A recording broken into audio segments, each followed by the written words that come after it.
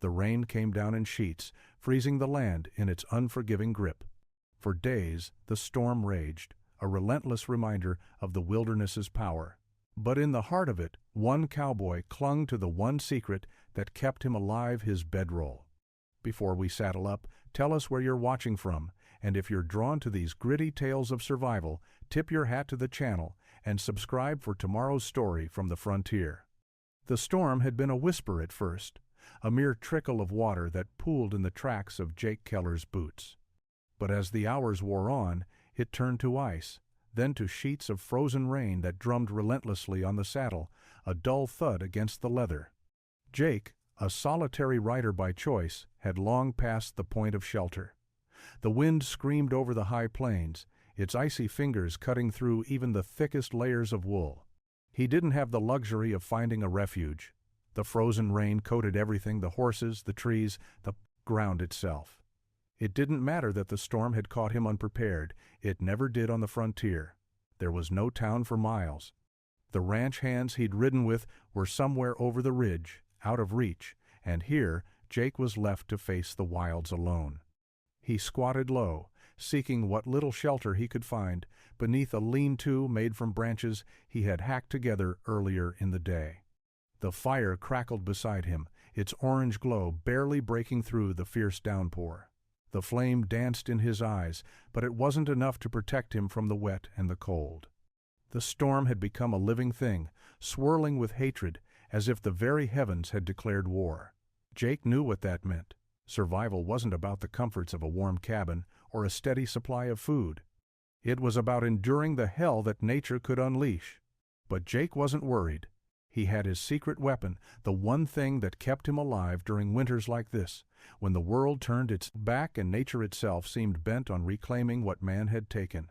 His bedroll, the one that had earned its reputation from the moment he had stitched it together, sat beside him. It was no ordinary bedroll, not the cheap kind most men used.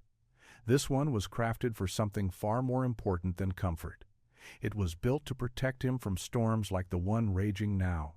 Jake didn't waste time on thoughts of weakness. He knew better than that. The storms of the frontier didn't care if you were tired or scared. They didn't pause for grief or pity. The cold seeped into your bones, and it didn't let go. So Jake did what he'd been taught since he was a boy. He prepared. His bedroll wasn't just a blanket. It was a fortress, one that had been designed with a purpose. The layers of wool, the heavy tarpaulin, the carefully packed insulation, they were his shield against the wilderness. While the fire offered warmth, the bedroll kept him alive, insulated from the frozen ground and the biting wind. He had learned this secret from an old mentor who had taught him how to use what he had to survive. And now it was the only thing standing between him and the wilderness, the only thing that would keep him breathing until the storm passed. The cold continued to gnaw at him, but Jake was inside his bedroll, tucked within its thick layers. It was warm enough, just barely. The ice could fall, the wind could howl, but he was untouchable. He would survive the night. And come morning, the storm would be just a memory.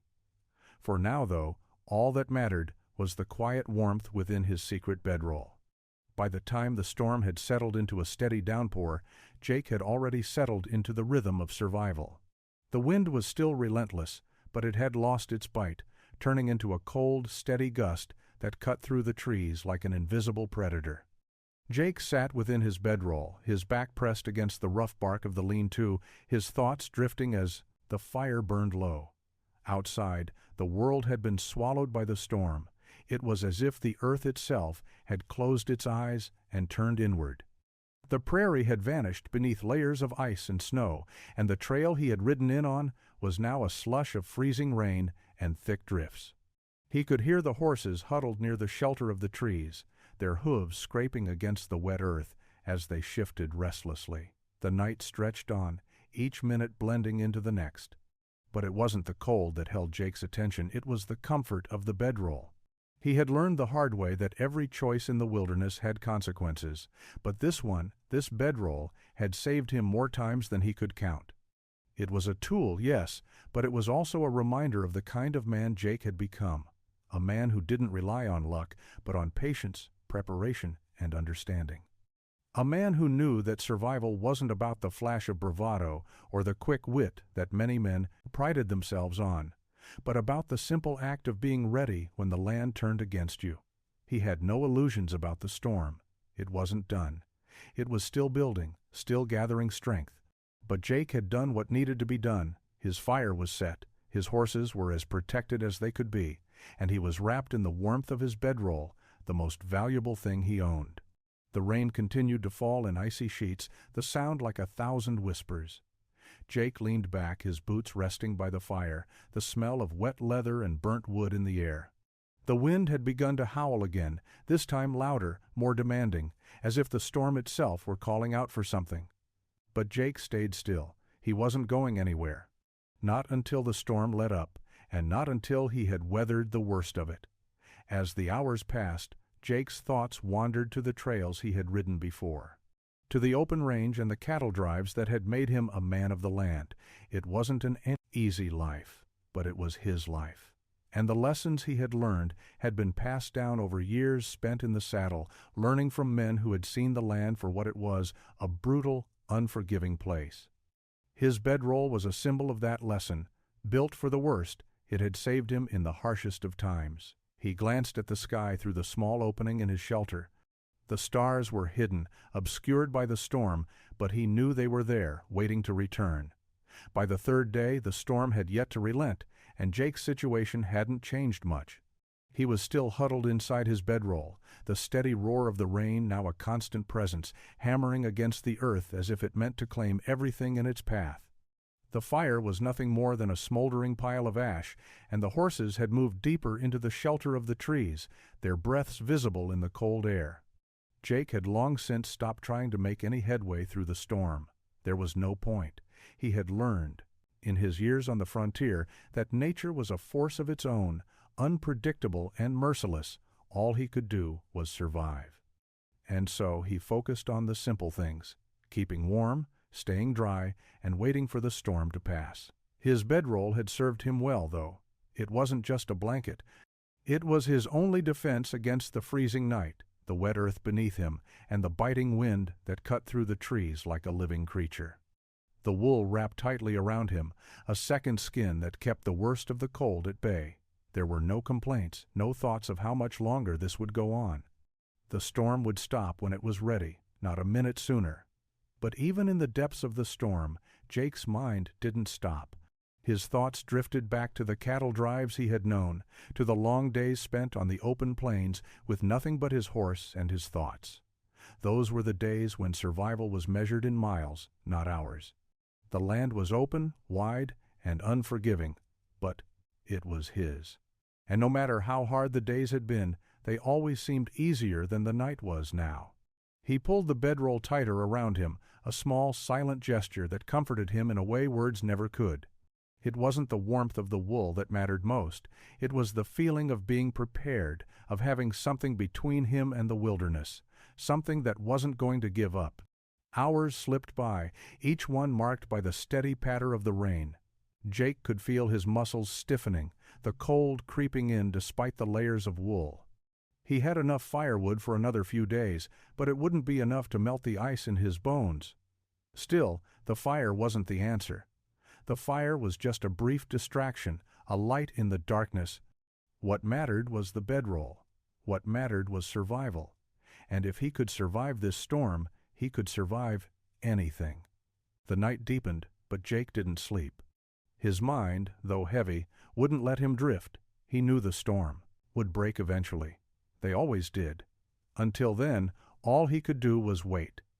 The fifth day brought a silence that was almost worse than the storm. The wind, which had been screaming through the trees, had quieted to a low, mournful whistle. The freezing rain had tapered off, leaving only the sharp bite of the cold in its wake. Jake could feel the change before he even opened his eyes, the stillness in the air settling over him like a heavy blanket. The worst of the storm had passed, but the world outside had been transformed. The snowdrifts were higher, the ice thicker, and the once familiar terrain was now a treacherous wasteland of frozen rain and bitter cold. Jake unwrapped himself from his bedroll, the wool now stiff and heavy with moisture. His muscles groaned in protest as he moved, stiff from lying still for days, but he was alive. That was all that mattered. His fire, now little more than embers, had burned low during the night, and he could see his breath as it fogged the air. He checked on the horses first. They had managed to keep their footing despite the slippery ground. Their thick coats were wet, but they were still standing, their heads lowered in the cold, watching Jake with dark eyes that seemed to understand the gravity of the situation. They hadn't strayed, hadn't panicked.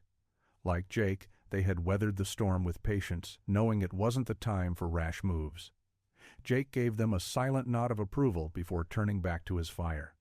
He had enough wood to keep it burning for another few hours, maybe longer if he used it sparingly. But Jake knew he couldn't afford to rest too long. The storm had passed, but the wilderness still held its dangers. What had been a relatively safe place before the storm had now become a landscape of risk. Ice hung from the trees, and the ground was slick with layers of frozen rain. He thought back to the days before the storm, when he had been so sure of his route, how quickly things could change. But that was the way of the land. The frontier didn't care about your plans or your ambitions. It only cared about whether or not you could survive what it threw at you. And Jake had learned, over the years, that survival often came down to small, seemingly insignificant decisions, like choosing the right bedroll or waiting out a storm rather than pressing forward. The world was still quiet, but Jake knew it wouldn't stay that way. The land would begin to shift again, the winds would pick up, and the cold would return. He could feel it in his bones. But for now, he had the stillness. And in this moment of quiet, with the threat of the storm behind him, Jake allowed himself a brief moment of peace. It wasn't much, but it was enough. The sixth day brought a pale light to the world, a faint glow filtering through the broken clouds. The storm had passed, but the aftermath still clung to the landscape. The air was frigid, and the earth was hard beneath Jake's boots. He stood at the edge of the shelter, looking out at the frozen world, feeling the weight of the silence pressing in. The horses had moved closer to the edge of the trees, seeking what little shelter they could find from the wind, but they were alive. Jake had managed to keep them safe, and in return, they had stayed with him through the worst of it. He moved slowly, stiff from days of inaction. His joints ached with every step, but there was no time to rest. The storm might have ended, but its consequences were still very much present. Jake knew that the real challenge was yet to come. The cold had its own plans, and it wasn't about to let up just because the storm had passed. The first thing Jake did was feed the horses. He didn't have much left, just a few handfuls of oats he'd saved from the previous days, but it was enough to keep them going for another day or two.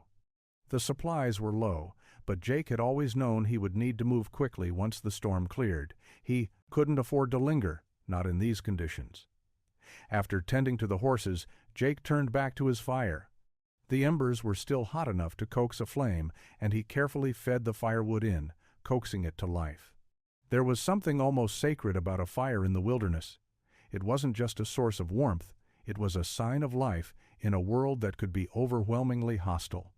Jake watched the flame flicker to life, the warmth beginning to push back the cold. He sat by the fire for a moment, letting the heat soak into his bones. The world was still quiet, but it was a different kind of quiet now. The worst was over, but the frontier never offered comfort for long. There would be more storms, more challenges, more moments where survival would hang by a thread. But Jake was ready for them. He had the bedroll, the fire, and the knowledge to carry him through.